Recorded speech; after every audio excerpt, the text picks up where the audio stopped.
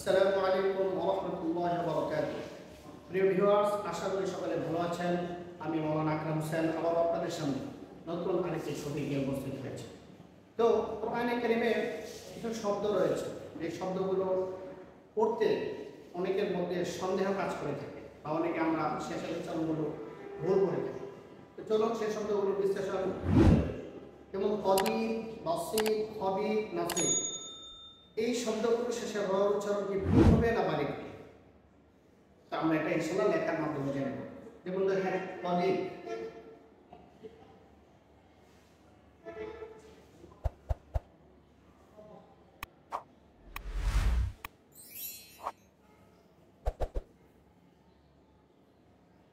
নাসির,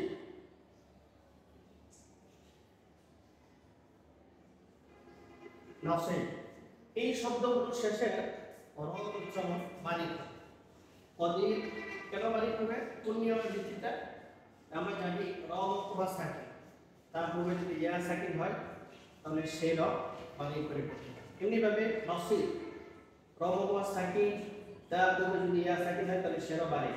নাসির, নাসির, হয়, এই জাতীয় যত শব্দ রয়েছে সব শব্দের শেষে রগুলো বারিক করে পড়তে হয়। আশা করি ইনশাআল্লাহ ভালো লেগেছে।